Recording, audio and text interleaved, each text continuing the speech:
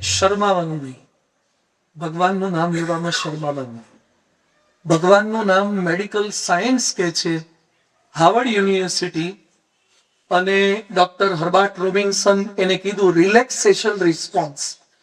તમે જેટલું ભગવાનનું નામ લો ને તમારું બીપી કંટ્રોલ રહે, સુગર કંટ્રોલ રહે, એન્ઝાઇટી ઓછી થાય.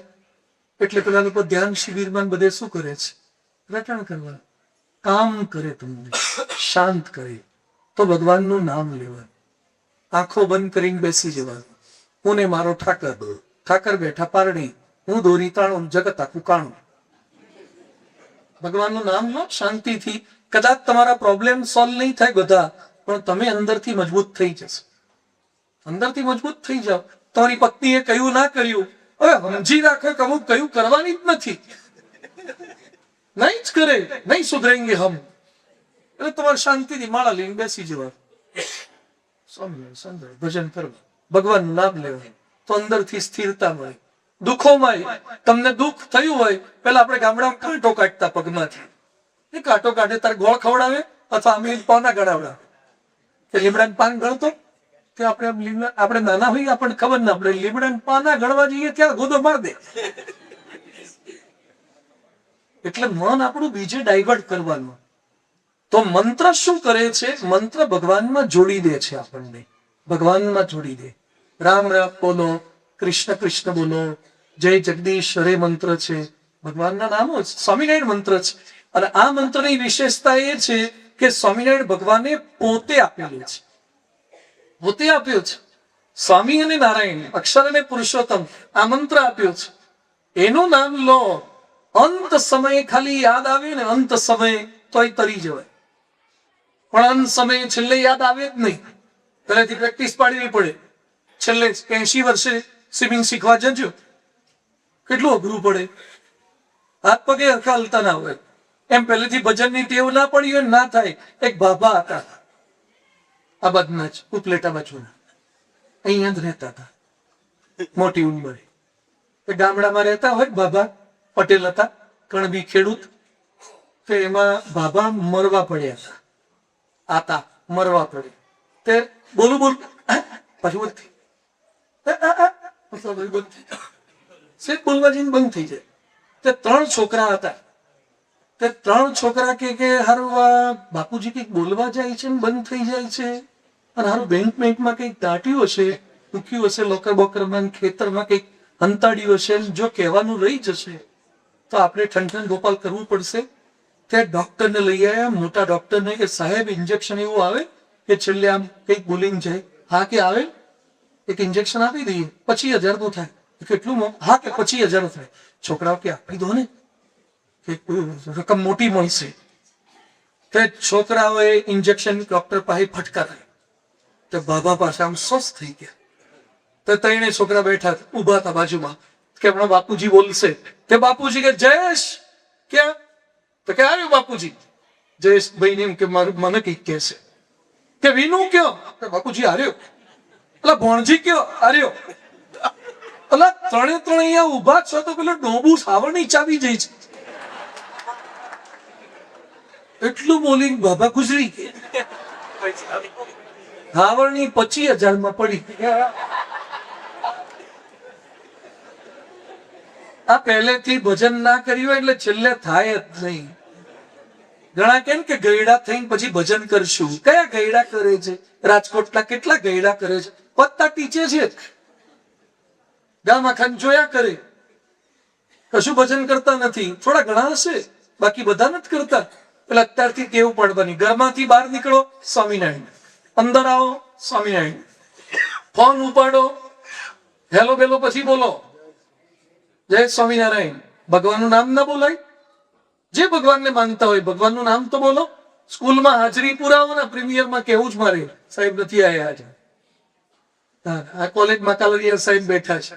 આપણે બધા અંગ્રેજોના રવાડે ચડી ગયા ને, એમાં પેલા સાહેબ આવે તો ગુડ મોર્નિંગ સર. શું ગુડ મોર્નિંગ કરો છો? સુપ્રભાતમ શીખવાડો. સુપ્રભાતમ. શુભ રાત્રિ બોલો, ગુડ નાઇટ બોલશો નહીં. શુભ રાત્રિ બોલો. આ આપણા સંસ્કારો છે ભારતીય સંસ્કૃતિના. આપણે બધા રવાડે ચડી ગયા, હેપી એનિવર્સરી. આ તારા બાપાને 70 થઈ ગયા, એક એનિવર્સરી ખબર નથી. બોલો બાપા તમારે કેટલા થયા? લગન છે 55 જેવું થઈ ગયું, એક એનિવર્સરી ઉજવી રહી ગયા. ઉજવો, નવા કપડા પહેરો બે. આ એનિવર્સરી બસરા બધા નવા કાઢ્યા છે અમથા. ઉજવતા ઉજવજો. આ તો પરદેશમાં શું થતું હતું, એ લોકોને એકેય વર્ષ ટકતું નહોતું. એટલે એ નિમિત્તે એનિવર્સરી નિમિત્તે મારી ફર્સ્ટ એનિવર્સરી, કારણ કે એકેય થાય એવું લાગતું જ ના હોય.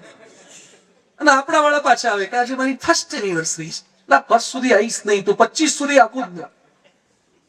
આ તમને જાહેરમાં કીધું, મારી પાસે આવતા જ નહીં કોઈ એનિવર્સરી વાળા. 25 પૂરા થઈને પછી જ આપવાનું, તો કઈક વખાણ કરવા લાયક કહેવાય. આ તો 2 એનિવર્સરી પેડા ખવડાય, ત્રીજી એનિવર્સરી પાછું કે સ્વામી કોઈ હોય જોજો. તારો 2 વર્ષ પેડા ખાઈ ગયો, ચાલતું હશે. એટલે તો આજીવન અગ્નિની સાક્ષીએ ફેરા ફરે રહેવાનું જ હોય. તો પહેલાથી ટેવ પાડવાની. ક્લાસમાં હાજરી પૂરો ને એસ્તર બેસ્તર કાઢી નાખો. જય સ્વામિનારાયણ. હાજરી ના પુરાય જય સ્વામિનારાયણ થી, જય શ્રી રામ થી હાજરી ના પુરાય. બોલો તમે જેને માનો છો એનું ધર્મનું ભજન કરો, નિષ્ઠા સાથે કરો. આ રામ કૃપા વાળા પેંડા વાળો હારો કહેવાય. એના દરેક પેંડા પર શું લખે છે? શ્રી રામ લખે છે. હું ઓળખું છું એને, મળવા આવે ઘણી વાર. રામ કેમ લખો છો? મન કે ઘણા રામનું નામ નથી બોલતા, પણ અમુક તો બોલવાના જ નથી બીજા ધર્મના, પણ પેંડા તો ખાઈ એટલે જીભ પર નામ તો જતા રહે.